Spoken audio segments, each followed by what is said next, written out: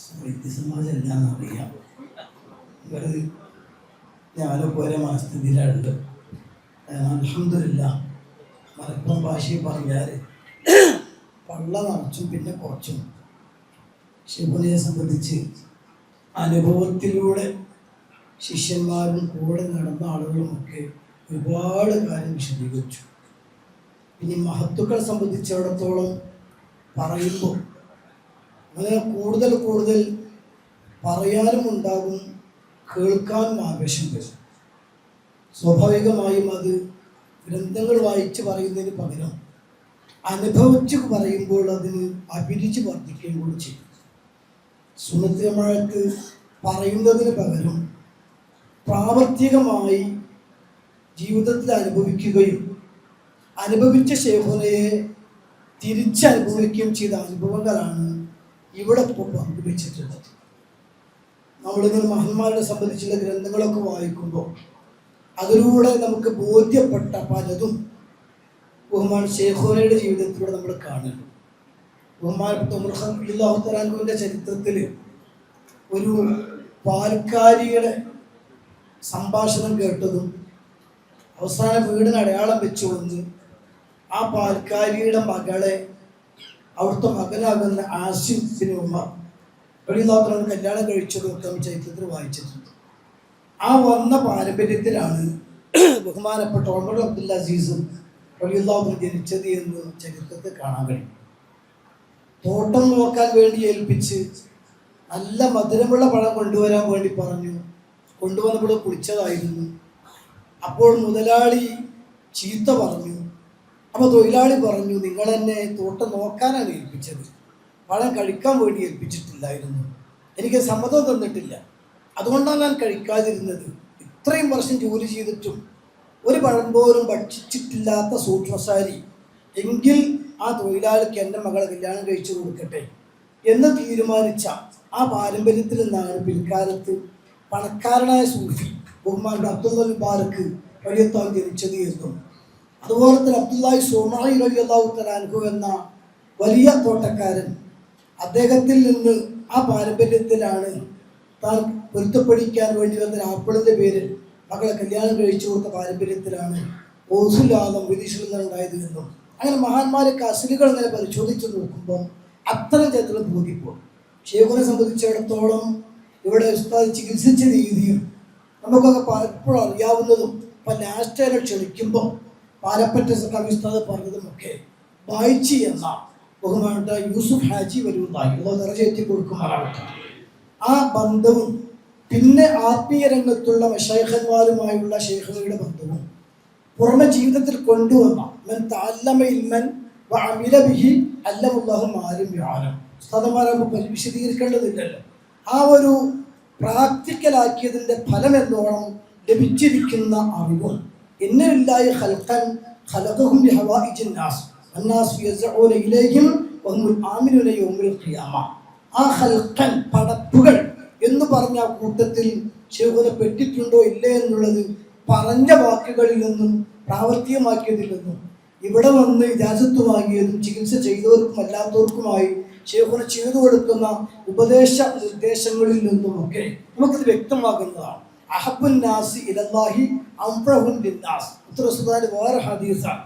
ഇത് അൻഫഉ ലിന്നാസ് പറഞ്ഞാൽ പോരാ, ഖവാസിങ്ങൾക്കും അവാമിങ്ങൾക്കും കൂടെ നഫ്അ കിട്ടുന്ന രീതിയിൽ അത് ഒരുക്കി കൂട്ടി വെക്കില്ല. നേരത്തെ ഉസ്താദ് പറഞ്ഞല്ലോ, ഒരു ഇൽമ കിട്ടിയാൽ കത്തുമുൽ ഇൽമ്, അത് കുറ്റാന്ന് എല്ലാവർക്കും അറിയാം.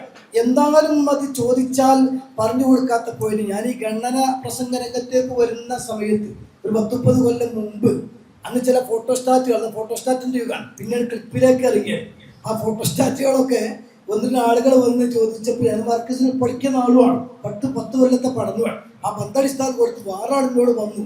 അതൊക്കെ ചോദിക്കുന്നവർക്കല്ല അത് വലിച്ചറിയാൻ കൊടുക്കാനൊന്നും പാടില്ല, ഇതിനൊക്കെ ഒരു വാല്യൂ ഉണ്ട്, വില ഉണ്ട് എന്ന് പറഞ്ഞിട്ട് അന്ന് ചില ആളുകളടുത്തേക്ക് പോയിട്ട് ഈ ഫോട്ടോസ്റ്റാറ്റ് കൊടുക്കാത്തതും വേണമെങ്കിൽ എഴുതി കൊണ്ടുപോയിക്കോ, ഇന്ന ലക്കം ഇന്ന കാര്യം എന്ന് പറഞ്ഞ് ഫോട്ടോസ്റ്റാറ്റിലൊക്കെ കൊണ്ടുപോണ്ട, കാരണം എനിക്കൊരു വില ഉണ്ട് എന്ന് പറഞ്ഞ ആ രംഗം ഞാൻ പറഞ്ഞിട്ട് ഓർമ്മകൾ.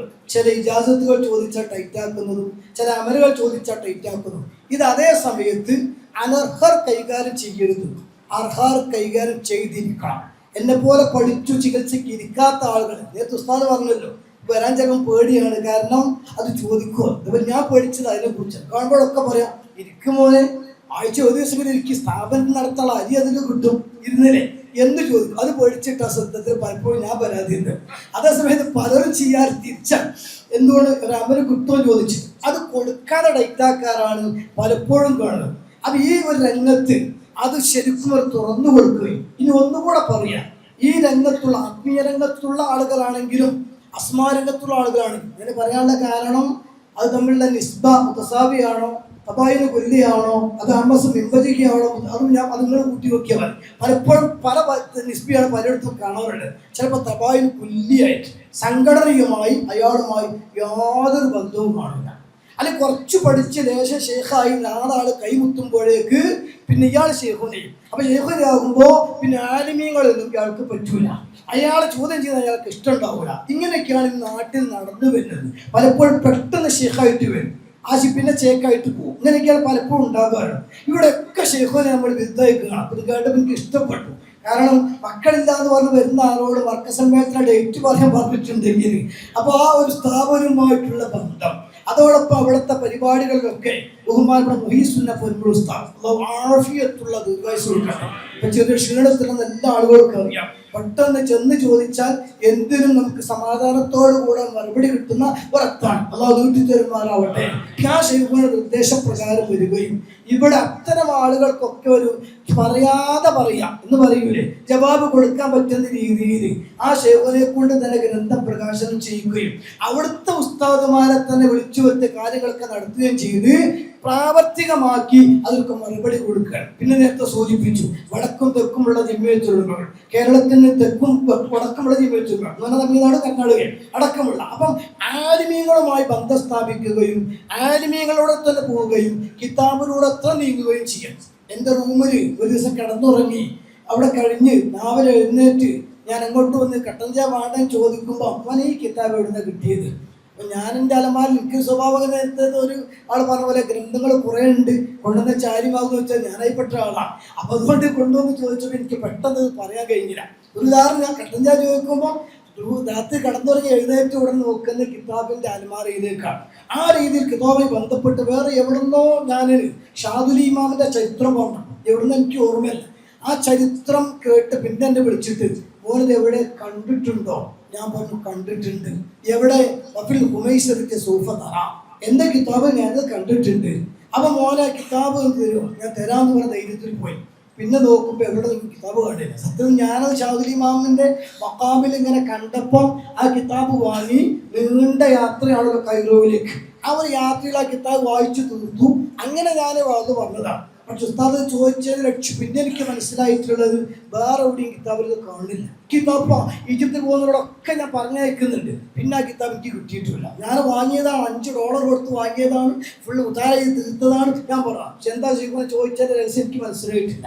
ഞാൻ പറഞ്ഞുകൊണ്ട് വരുന്നത് ആ രീതിയിൽ കിതാബിലൂടെ തന്നെ സഞ്ചരിച്ച് ഊലാത്തുകൾ പൊട്ടീസുകൾ മാറ്റിവെച്ച് ആലിമീങ്ങൾ, നേരത്തെ വിശ്വാസക്കാരി പറഞ്ഞ വാക്ക് ശ്രദ്ധിച്ചോന്ന് എനിക്കറിയില്ല, പണ്ഡിതന്മാർക്ക് ചികിത്സ പഠിക്കാൻ എന്ന് പറഞ്ഞാൽ അർഹത ലൈസൻസ് കിട്ടിയവരെ വാഹനം ഓടിക്കാവൂ. ഇതാ പണ്ഡിതന്റെ അർത്ഥം.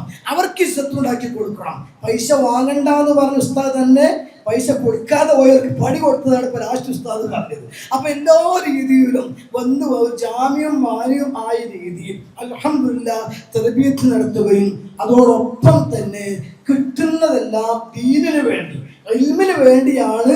ഏറ്റവും ജമീൽ ജവാനി മുഖദ്ദിമയിലൊക്കെ പറഞ്ഞതുപോലെ തന്നെ മനുഷ്യൻ ചെലവഴിക്കുന്ന സമ്പത്ത്, സമയം എല്ലാം ഇൽമിന് വേണ്ടിയാണ് അഫലെന്ന് പറഞ്ഞത്. ലാസ്റ്റ് ഘട്ടത്തിൽ പ്രാവർത്തികമാക്കി ഇനി നിങ്ങൾ നോക്കിക്കോളൂ സ്ഥാപനം എന്ന് പറഞ്ഞുകൊണ്ടാണ് ഉത്തരവാദപ്പെട്ട മുഖറബീങ്ങളായ ശിഷ്യന്മാരെ ഏൽപ്പിച്ചുകൊണ്ട് ശൈഖുന് വിടവാങ്ങിയത്. നമ്മളെ സംബന്ധിച്ചിടത്തോളം അങ്ങനെ നോക്കാൻ കഴിയില്ലെങ്കിലും ഒരു കാര്യം നമുക്ക് കഴിയും. ഇമാം ഷാഫിഈ റളിയല്ലാഹു പറഞ്ഞ ഉഹിബ്ബുസ്വാലിഹീന വലസ്തു മിൻഹും ലഅല്ലി അൻ അനാല ബിഹിം ശഫാഅ. ആ ഒരു മുഹിബ്ബീങ്ങളിലും മുത്തബീങ്ങളിലും ഖാദിമീങ്ങളിലും പെടാൻ കഴിഞ്ഞാൽ നമുക്ക് ഇൻഷാ അല്ലാഹ് ദുനിയാവും ആഖിറവും രക്ഷപ്പെടുന്ന പ്രതീക്ഷയാണ്. അല്ലാഹു അതിനെങ്കിലും നമുക്ക് തൗഫീഖ് നൽകുമാറാകട്ടെ. ദുആ ചെയ്ത് വൈകി എന്നറിയാം, നീന്തെങ്കിലും ക്ഷമ ചോദിച്ച് വസിയത്തോടു കൂടെ വാഹുദവാന അൽഹംദുലില്ലാഹ്. അസ്സലാമു അലൈക്കും വറഹ്മത്തുള്ളാഹി.